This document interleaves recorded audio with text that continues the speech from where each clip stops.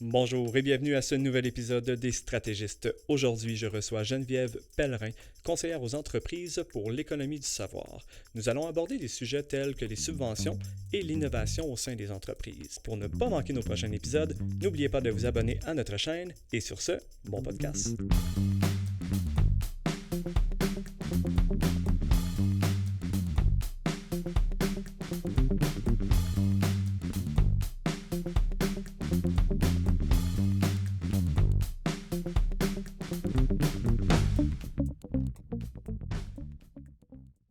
Bonjour Geneviève, ça va bien? Bonjour Toby, oui toi, Ben oui, merci beaucoup d'avoir accepté notre invitation aujourd'hui. ça me fait plaisir. Donc, j'aimerais commencer avec un peu que tu nous parles un peu de ce que tu fais. Bien sûr, moi je suis conseillère aux entreprises, ce qui veut dire que j'accompagne les entreprises dans différentes problématiques. Je les accompagne s'ils ont besoin d'un financement, s'ils ont besoin d'aide pour trouver des experts ou s'ils ont besoin, par exemple, de se connecter à d'autres entités gouvernementales. Donc, moi, je travaille pour un organisme à but non lucratif qui aide les entreprises en innovation. Innovation dans son grand sens du terme, on en discutera un petit peu plus tard, mais je suis là pour les aider à trouver les réponses à leurs questions, à leur trouver les bonnes personnes qui peuvent les aider dans le développement de leur entreprise. Justement, on voulait focuser vraiment sur l'innovation aujourd'hui. Puis, selon ton expérience, qu'est-ce que c'est l'innovation en entreprise? Je sais que c'est un peu un buzzword, on en parle beaucoup, toutes les entreprises innovent, mais je suis pas mal certain un peu que tu as une opinion là-dessus. Oui, l'innovation, ce qui est intéressant, c'est que souvent, quand on pense à l'innovation, on va penser à l'entreprise qui est déjà très développée, qui est déjà très avancée en innovation. Mais l'innovation, il faut voir ça comme chaque petite étape qu'on fait qui aide notre entreprise à avancer. Ce qui veut dire, donc, si pour nous de créer un site web transactionnel, c'est un pas, on n'en avait pas, ça permet à nos clients de se joindre à nous, de se connecter à nous, de faire des achats, c'est une innovation pour nous, pour notre entreprise. Donc, c'est toutes les étapes, tous les pas qui permettent à l'entreprise de faire un pas vers l'avant, peu importe l'innovation que ce soit en commercialisation, développement de produits, stratégie d'affaires, propriété intellectuelle, tout ce qui permet à l'entreprise d'avancer. Mhm. Puis comment justement, tu sais, il y a beaucoup d'organismes justement. Comment un conseiller justement va accompagner, j'imagine que ça dépend un peu d'un organisme à l'autre, mais mettons toi, comment tu accompagnes dans le fond les entreprises à travers ce cheminement qui est comme l'innovation, si on veut. Euh, La première réponse à ça, c'est soit qu'on va contacter les entreprises, puis on va regarder qu'est-ce qu'ils sont en train de faire, puis on va leur poser des questions, voir s'ils ont besoin de support. Donc, ça, c'est notre première étape.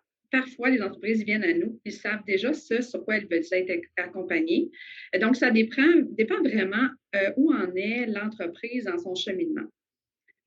On peut aussi arriver dans une entreprise par le biais de d'autres organismes. Donc, par exemple, Investissement Québec peut déjà être en train de discuter avec une entreprise et se dire il y aurait un beau maillage à faire entre Économie du savoir Mauricie, qui est l'organisme pour lequel je travaille, et Investissement Québec et le client. Donc, à ce moment-là, il y a un maillage qui se fait. Donc, c'est les façons de rentrer dans une entreprise, que ce soit par l'entreprise qui nous contacte, nous qui contactons l'entreprise ou un autre organisme ou une autre entité qui nous inclut dans un projet.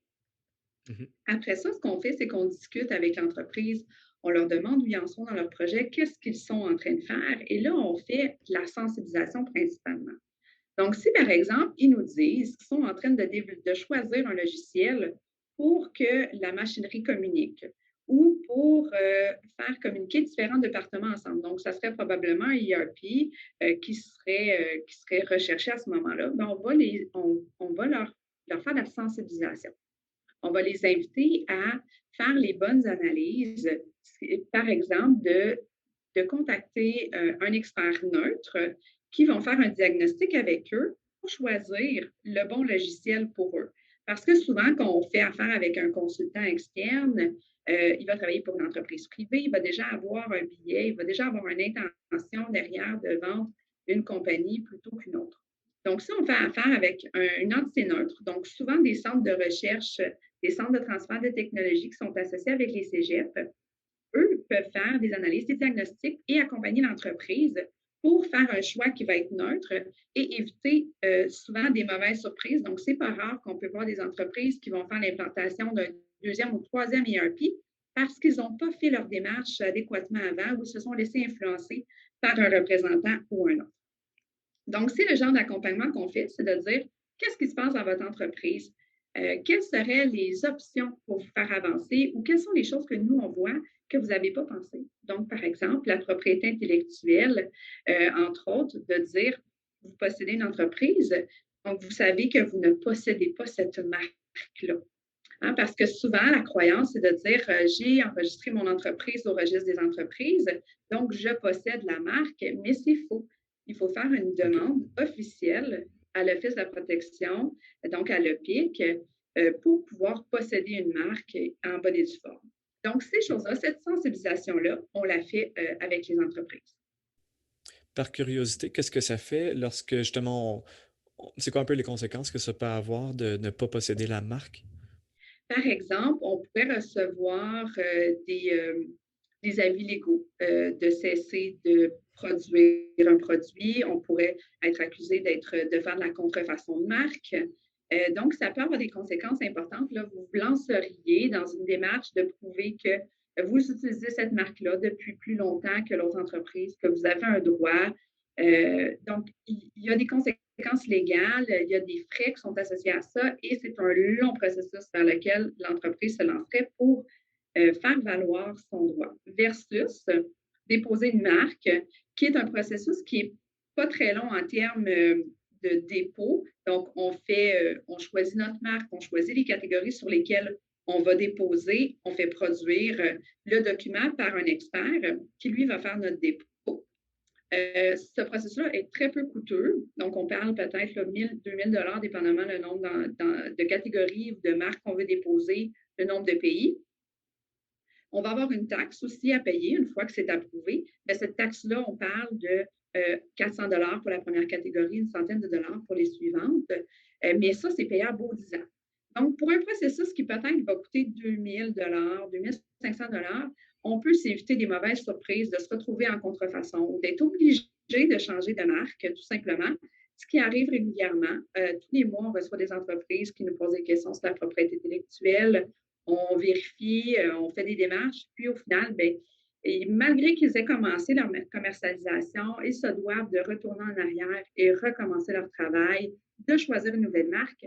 Mais quand on pense à tout l'argent qui est dépensé pour débuter une marque, se faire connaître, c'est énorme. Donc, ce Mhm. sont des actions qui permettent à l'entreprise de sauver, ce qui permet à l'entreprise de bien faire les démarches, autant qu'un diagnostic qui permet de bien sélectionner son ERP. Quand on fait les démarches, on peut se sauver des mauvaises surprises. J'avoue, juste le fait de sauver le temps et tout ça, c'est sans parler si il y a des poursuites ou autres, là, mais juste le temps de recommencer, je pense que le 2000 est quand même très bien investi. Exactement, exactement. Puis, il y a une foule de financements possibles pour les différents programmes dans tous les paliers de gouvernement. C'était une partie de la question. Donc, il existe énormément d'organismes, d'entités qui peuvent aider les entreprises en innovation, mais aussi dans d'autres types de projets. Donc, on peut penser au palier gouvernemental fédéral chez Développement économique Canada, donc DEC, qui offre du financement. Il y a Investissement Québec qui offre du financement et des prêts. Là, on parle de anciennement de subventions qui sont maintenant appelées des contributions non remboursables et les prêts qui sont maintenant appelés des contributions remboursables. Donc, on a le fédéral, on a le provincial, on a aussi Service Québec qui vient soutenir au niveau du financement pour des formations. Après, on a tous les organismes à but non lucratif. On a les SADC, les CAE. On a des organismes comme Femmes et Centres qui vont venir supporter les entreprises. On a nous, donc ESM. Et là, mais, il y a maintenant aussi ce qu'on appelle les ERAC, qui sont des espaces d'accélération et de croissance, qui sont dans toutes les régions administratives, qui sont supportés et propulsés par différents organismes, mais ce sont tous des entités qui aident à l'innovation. Donc, chaque région administrative, dont l'Estrie, ont accès à ces programmes-là et il y a de l'argent gouvernemental qui est disponible pour les entreprises pour les aider à innover. Ça peut être par de la formation, ça peut être par des contributions non remboursables pour des experts, ça peut être des diagnostics. Donc, il y a énormément de choses qui sont à la portée des entrepreneurs qui voudraient investir et qui auraient besoin de support. Puis justement, ça, on parle qu'il y a beaucoup de types de contributions non remboursables et qui est subventions. Est-ce que ça peut être appliqué à vraiment tous les types de facettes de l'entreprise? Est-ce que souvent est-ce qu'il faut aller voir différents types d'organismes pour avoir ces types de subventions-là pour certains départements? Comment ça fonctionne un peu tout ça? Il y a plusieurs choses à prendre en considération. La première, que moi je suggère, c'est de trouver un conseiller ou un commissaire pour qui l'entreprise, il y a une bonne relation. Donc, si par exemple, c'est avec sa ville ou sa MRC, la personne prend contact avec eux et demander à ce qu'il y ait un maillage qui soit fait en fonction de son projet. Donc, l'entrepreneur explique son projet à son conseiller, puis ils vont pouvoir le mettre en contact avec, par exemple, DEC ou Investissement Québec en fonction de ce que c'est.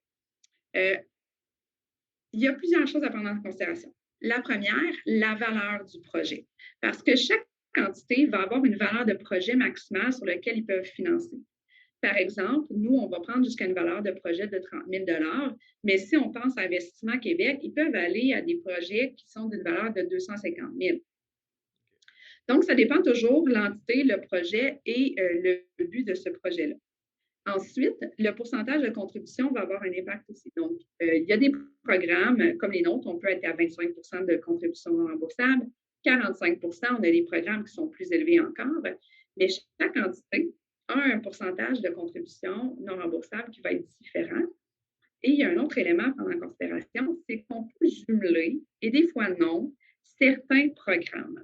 Donc, il faut prendre en considération la contribution maximale de programmes jumelés. Donc, on pourrait, par exemple, jumeler un programme d'investissement Québec avec le nôtre sur le même programme, mais il ne faut pas dépasser un certain pourcentage de contribution non remboursable. Et ces règles-là, il faut les demander parce qu'on ne peut pas nécessairement les savoir à l'avance, dépendamment avec qui on fait affaire. Les règles y changent.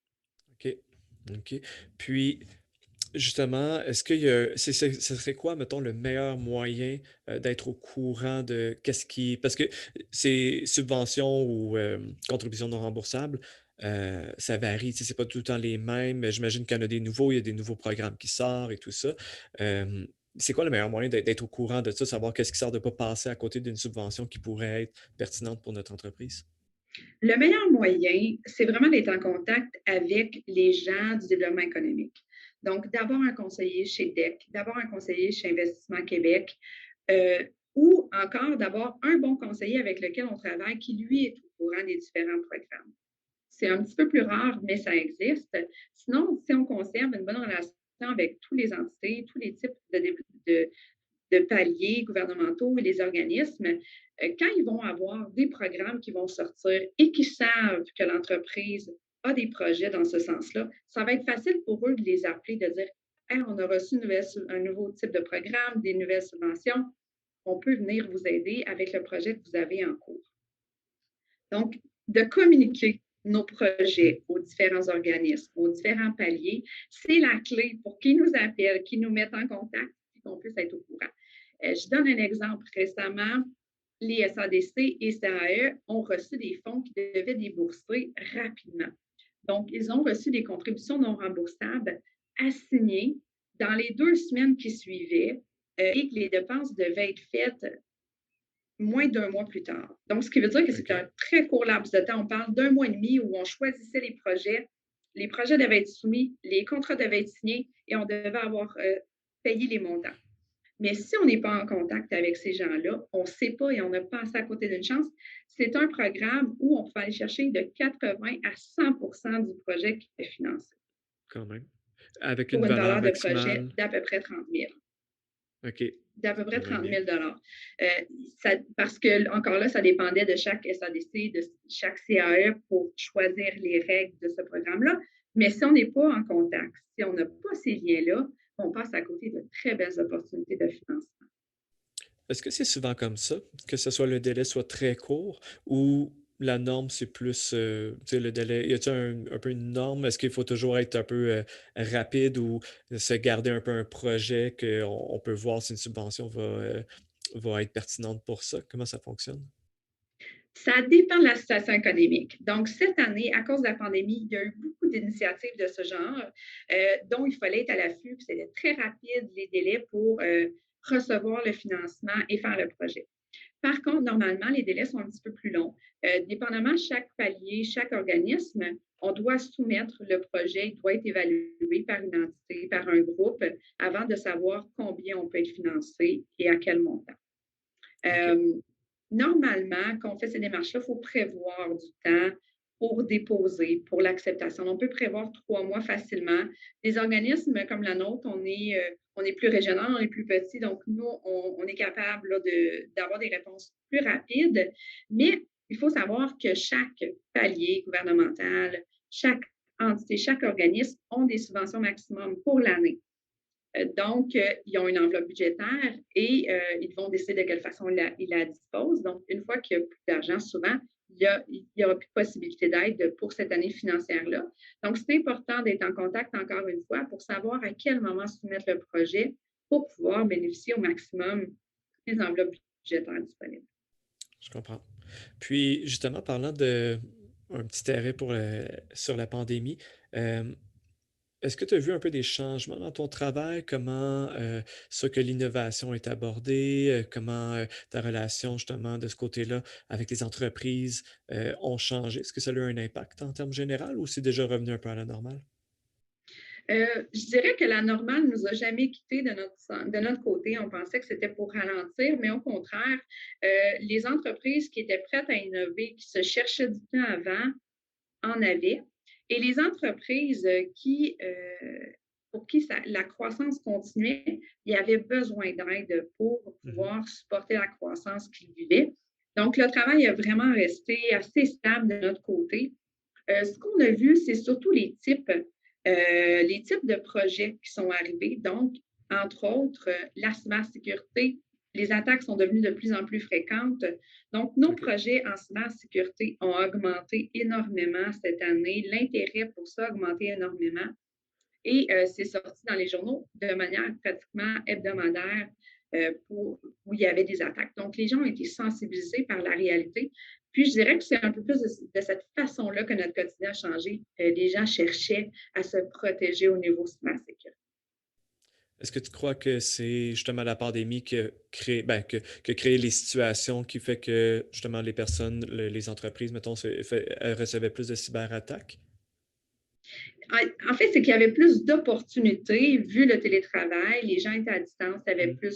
il y avait plus d'opportunités pour les personnes malveillantes de venir se faufiler. Puis les experts en cybersécurité ne le cacheraient pas. Ils disent que c'est par les humains souvent que les attaques se font. Donc, Mhm. les personnes devant leur ordinateur ne sont pas seulement sensibilisées, laissent passer, cliquent sur des liens malveillants sans le savoir parce que les attaques sont de plus en plus personnalisées. Donc, on Ouais. va vraiment venir dire jusqu'à des noms réels qui se trouvent dans l'entreprise, qui auraient du pouvoir.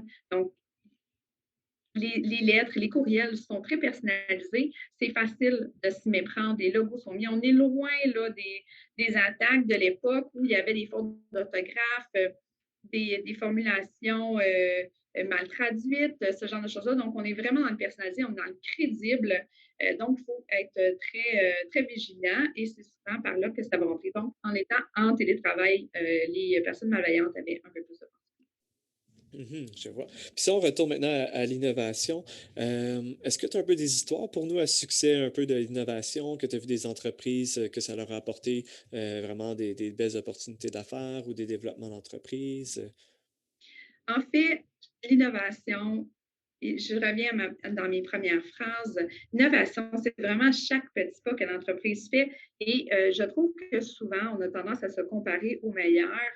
Et le meilleur, euh, il n'existe pas en fait parce que c'est la personne qui est rendue en transformation numérique ou en robotique avec l'intelligence artificielle, mais cette personne-là, cette entreprise-là a passé par les premières étapes Ça ne se fait pas en 6 mois, ça se fait en des années. Donc, chaque innovation, même si l'entreprise, c'est une jeune entreprise, si elle fait déjà l'avancement, elle fait déjà les investissements qu'elle a à faire, elle va devenir une histoire à succès. Donc, tout ce qu'il faut, c'est être conscient que l'innovation doit faire partie d'un processus continuel et toujours avancer dans ce processus-là et ne pas arrêter si on veut se rendre quelque part. Donc, des histoires à succès, il y en a plein, autant pour les petites que les grandes. C'est vraiment les entreprises qui se permettent, qui se donnent le droit d'avancer au quotidien et qui vont un jour se rendre où les autres sont. Euh, mais chaque entreprise doit faire ses petits pas à chaque année. Donc, on est loin un peu de la vision un peu hollywoodienne de faire quelque chose d'absolument éclaté, extraordinaire, jamais fait auparavant, puis grandiose, si on veut. Des fois, c'est peut être des petits changements un peu, comme tu dis, au quotidien, qui apportent un peu son lot d'innovation, qu'on met tout ça ensemble, puis que ça apporte des changements dans l'entreprise. Exactement, exactement. On peut commencer par installer un ERP, ensuite on va installer un CRM, ensuite on va installer un peu plus de robotique, ensuite on va installer, on va faire par exemple une cartographie. On a avancé, notre usine a changé, nos besoins ont changé. On va faire une cartographie pour enlever nos pertes de valeur. Donc, on va aller chercher la valeur qu'on va aller chercher. Là, on va aller retirer l'argent qu'on perd inutilement dans notre usine. On peut aller après ça ajouter de l'intelligence artificielle. Mais on ne peut pas se rendre à l'intelligence artificielle sans avoir fait les premières démarches qui sont de Mhm. nettoyer l'entreprise, enlever la valeur qui est inutile. Donc, il y a vraiment une démarche qui doit être faite, une démarche qui prend du temps, mais qui au final va amener l'entreprise à avoir quelque chose d'extrêmement intéressant au niveau numérique, transformation numérique, avancement technologique. Est-ce que tu crois, de façon peut-être pas générale, mais majoritaire, que l'innovation est un peu reliée à la technologie? Oui, l'innovation est définitivement passe par la technologie sur certains éléments, mais quand on pense à la propriété intellectuelle, on n'est pas nécessairement dans la technologie. On est dans de la création de valeur sur des choses qu'on fait, des choses qu'on met en place. Donc, par exemple, la marque de commerce, ça Mhm. peut être des droits d'auteur. Par exemple, quand on crée quelque chose, on fait de la valeur. Donc, par exemple, un logo, le logo n'appartient pas à l'entreprise si elle n'a pas demandé de recevoir les droits, donc que le créateur lui cède ses droits. Ça, c'est de la valeur, mais Mhm. elle ne nous appartient pas tant qu'on n'a pas demandé d'obtenir les droits, mais ça ne passe pas du tout par la technologie. Mhm. Donc, l'innovation peut passer par beaucoup de moyens, différentes façons. Puis, exemple, l'innovation, si on vient créer des nouvelles méthodes de travail, on vient retirer de la valeur perdue, donc on fait une production à valeur ajoutée. Ça ne passe pas nécessairement par la technologie, ça passe par de la valorisation des postes, par exemple. Donc, on n'est pas dans la technologie, mais ça nous permet d'aller créer de la valeur, d'aller innover, puis ça nous permet d'avancer. Donc, oui, pour certains éléments, pour d'autres, non. Puis, justement, pour un peu conclure tout ça, est-ce que tu aurais un ou peut-être des conseils pour, principalement, on va dire, les PME? Question innovation, comment commencer à innover ou comment commencer ce processus-là d'innovation? Le premier conseil, ça serait en premier de trouver un organisme autour d'eux qui peut les aider en termes d'innovation, de sensibilisation. Parce que si on veut innover, il faut obtenir du financement pour que ça nous coûte le moins cher possible, pour que vous puissiez en faire le plus possible pour votre argent. Donc, trouvez-vous des conseillers qui vont pouvoir vous aider, vous soutenir dans vos projets parce que de l'argent, de l'aide, il y en a. Si, par exemple, Service Québec peut vous soutenir au niveau de la formation de vos employés, allez chercher cet argent-là. Ça va vous permettre d'utiliser l'argent puis de l'utiliser ailleurs à ce moment-là que celle que vous auriez mis dans ce projet-là. Donc, commencez par bien vous entourer dans le monde du développement économique. écoutez ce qui se passe, mais ne croyez pas tout ce que vous entendez. Donc, ce n'est pas parce que la tendance est au ERP que c'est ce que vous avez besoin. Ce n'est pas nécessairement là où vous êtes rendu. Et entourez-vous d'experts qui peuvent venir vous donner une opinion neutre. Donc, c'est souvent ce qu'on essaie de faire avec les centres de transfert de technologie. On peut poser des questions. Ce ne sont pas des compagnies privées, donc ils ne sont pas nécessairement payés à l'heure. Si vous les appelez pour un conseil ou deux, c'est fort probable que vous ayez vos réponses, qui puissent vous guider, qui puissent vous conseiller sans que ça vous soit facturé nécessairement. Donc, il y a des petites astuces comme ça que ça permet d'aller s'éduquer sans que ça soit à grands frais. Il existe des programmes gouvernementaux où vous obtenez un 14 heures d'aide pour un coût là, entre 150 et 250, dépendamment l'organisme. Vous allez pouvoir aller chercher de l'aide pour vous éduquer sur un sujet avec les centres de transfert de technologie encore là. Donc, c'est très peu de frais pour beaucoup de connaissances qui vont vous permettre de démarrer votre projet, mais en ayant certains outils, certaines connaissances et que quelqu'un ait pu répondre à vos questions de base pour savoir par où commencer. Donc, l'idéal, c'est de commencer avec un peu une petite recherche sur les moteurs de recherche, de voir que des conseillers, comment tu appellerais ça, des conseillers dans le fond en...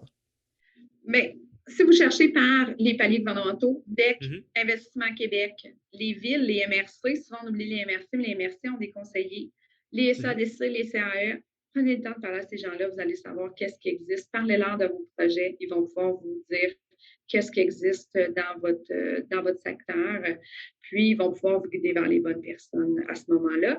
Puis si, par exemple, vous cherchiez un centre de transfert de technologie, il existe des sites dont Synchronex, qui est le réseau des centres collégiaux de transfert. Il y a un petit bottin. Vous pouvez chercher, par exemple, intelligence artificielle ou métaux. Ils vont vous transférer ils vont vous sortir les centres de transfert de technologie qui sont associés à ces programmes-là. Puis vous pouvez les appeler, puis aller poser des questions, puis ils vont vous mettre en contact avec des experts. Super. Ben écoute, on prend bonne note de ça. Je crois que c'est vraiment des conseils qu'on peut appliquer vraiment concrètement pour aller aider à chercher des contributions non remboursables. On va utiliser les Exactement. nouveaux mots. Donc, Geneviève, je te remercie vraiment beaucoup pour ton temps. Ça me fait plaisir. Une bonne journée, au revoir. Merci. Bye-bye. Les Stratégistes, un podcast de Guarana Marketing. Pour plus d'épisodes, suivez-nous sur YouTube, Spotify ou toute bonne plateforme de podcast. À bientôt!